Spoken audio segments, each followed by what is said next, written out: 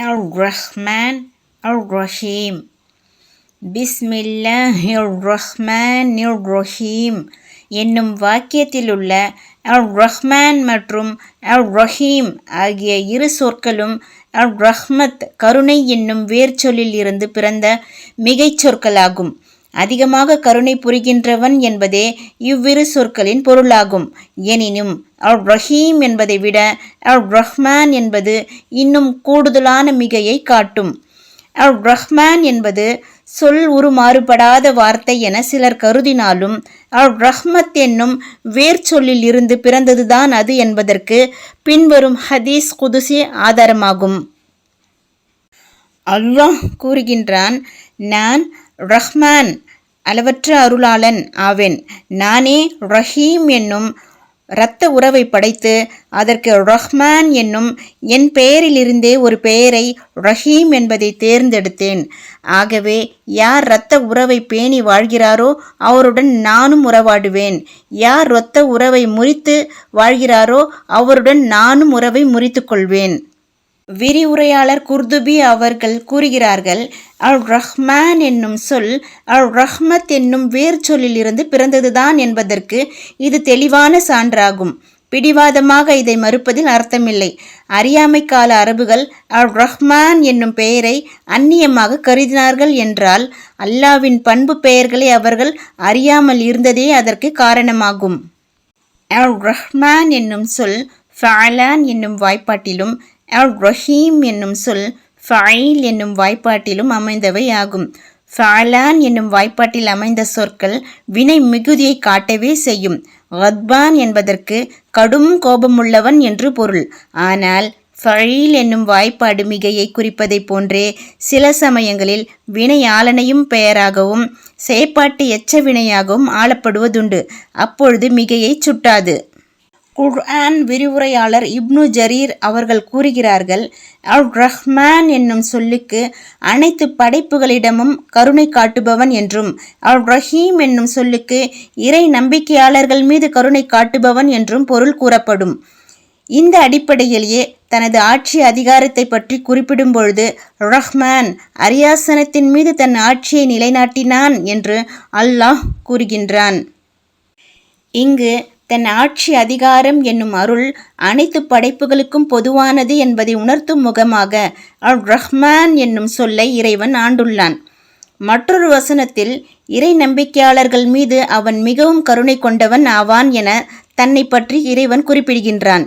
இங்கு அர்-ரஹீம் என்னும் சொல் ஆளப்பட்டுள்ளது.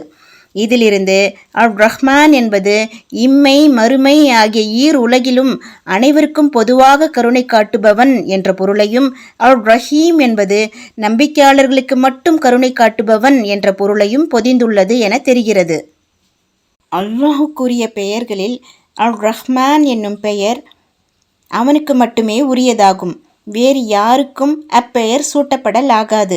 நீங்கள் அவனை அல்லாஹ் என அழையுங்கள் அல்லது அர்-ரஹ்மான் என அழையுங்கள் என்ற வசனமும், அர்-ரஹ்மானை அன்றி வணங்கப்படுவதற்கு வேறு தெய்வங்களை நாம் ஏற்படுத்தினோமா என அவர்களிடம் கேட்பீராக என்ற வசனமும் இதை உறுதிப்படுத்துகின்றன. யமாமா பகுதியைச் சேர்ந்த மகா பொய்யன் முசைலிமா என்பவன் துணிந்து தன்னை நபி என்று சொல்லிக்கொண்டு யமாமாவின் ரஹ்மான் என தனக்கு பெயர் சூட்டி கொண்ட பொழுது அல்லாஹ் அவனுக்கு மகா பொய்யன் என்று பெயர் சூட்டி அம்பலப்படுத்தினான். ஆகவே மகா பொய்யன் முசைலிமா என்றே அழைக்கப்படலானான். நாடு நகரமெங்கும் பொய்க்கு எடுத்துக்காட்டாக மாறினான். சிலர் அர்-ரஹீம் என்னும் சொல்லே அர்-ரஹ்மான் என்னும் சொல்லை விட அதிகமான மிகையை குறிக்கிறது என கருதுகின்றனர்.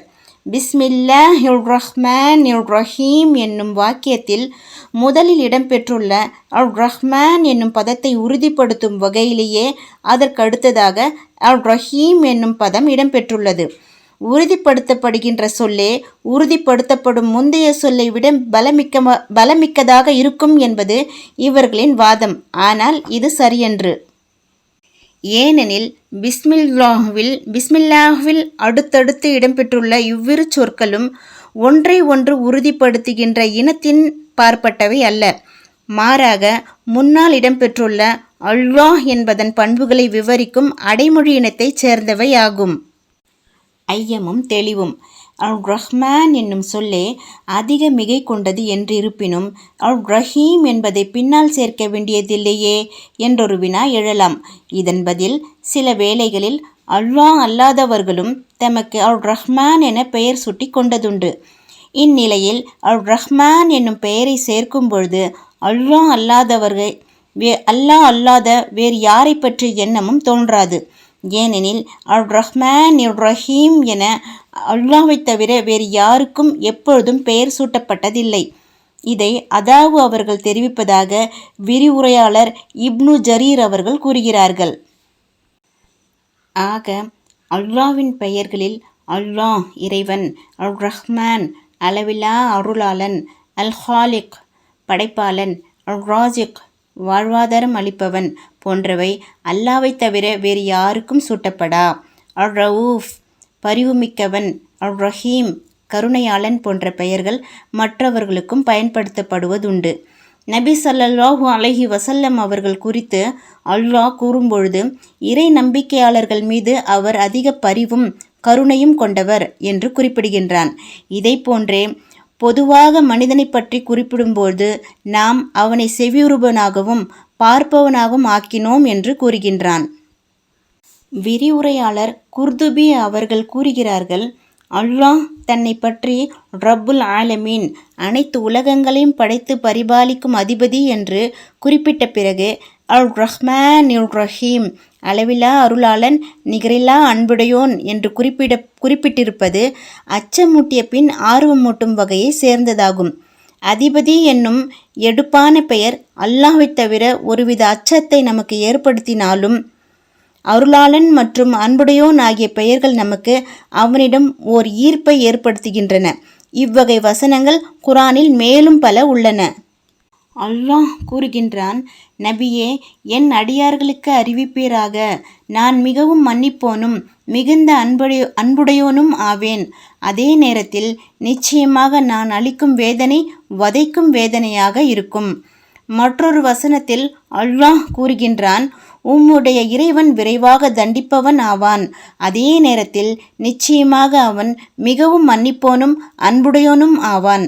நபி ஸல்லல்லாஹு அலைஹி வஸல்லம் அவர்கள் கூறினார்கள், இறை நம்பிக்கையாளர்கள் இறைவன் அளிக்கும் தண்டனையை பற்றி அறிவாரானால் அதிலிருந்து தப்பித்தால் போதும் என விரும்புவோரே தவிர சொர்க்கத்தின் மீது ஆசை கொள்ள மாட்டார். இறை மறுப்பாளர் இறைவனின் கருணையை பற்றி அறிந்தால் அந்த கருணையின் மீது நம்பிக்கை இழக்க மாட்டார். அல் ரஹ்மான் அல் ரஹீம்.